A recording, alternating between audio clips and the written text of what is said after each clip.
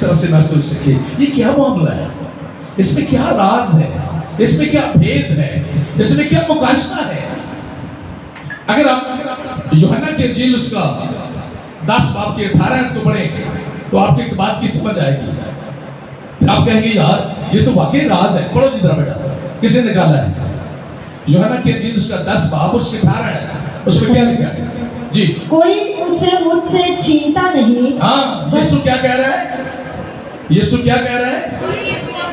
कोई मुझसे छीनता नहीं है, बल्कि क्या है? बल्कि मैं उसे आप ही देता हूँ। मैं उसे आप ही देता हूँ। मुझे उसके देने का भी इख्तियार है। मुझे उसको देने का भी इख्तियार है और उसे फिर लेने का भी मेरे पास इख्तियार है। यीशु के लिए ताली और जोर दिए ना। रूह देने का और लेने का इख्तियार है। यीशु बेइख्तियार नहीं है कि अब उसने पाप के हाथ में रूह दे दी तो बेइख्तियार हो गया।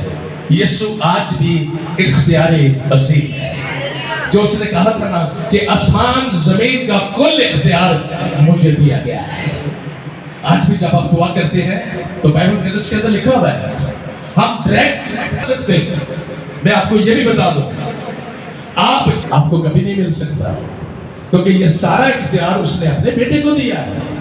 जो कोई उसके बेटे के नाम से मांगेगा उसको मिलता है, उसको बहुत सारी नेमतें मिलती हैं, बरकतें मिलती हैं। मैं अगर रूह कुद्दस सिर्फ बाप से कहूं कि मुझे दे दे बाप, तो नहीं होगा ऐसे। जब तक कि मैं यीशु मसीह का नाम लेकर नहीं दुआ करता।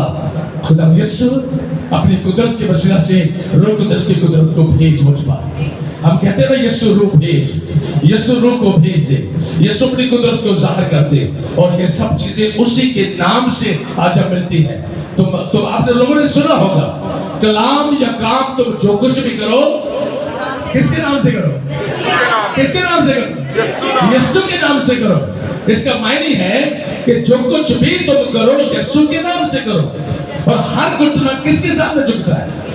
हर घुटना किसके सामने झुकता है? कौन सी बात में हाथ उठा के बोलो, हर घुटना किसके सामने झुकता है? क्यों? क्यों? इसलिए कि आसमान जमीन और उसी ने कुर्बानी दी है। कभी भी हम लोग किसी और तरफ चले जाते हैं, हम समझते नहीं इस बात को। भाई जान तो खून तो यीशु ने दिया है, हम निजात किसी और जगह ढूंढ रहे हैं, हम निजात किसी और जगह पर ढूंढ रहे हैं, लेकिन हम गलत रास्ते पर चले जाते हैं। अगर आपने निजात की खुशी को हासिल करना है तो फिर आपको यीशु के रास्ते पर चलना होगा। क्योंकि यीशु मसीह के बारे में लिखा है कि यीशु राह, हक और जिंदगी है, और उसी के वसीला से निजात है, उसी के वसीला से हम निजात पा सकते हैं। और क्या लिखा हमने पढ़ा है कि वो यीशु मसीह कह रहा है कि मुझे उसको देने का और मुझे उसको लेने का भी इख्तियार है।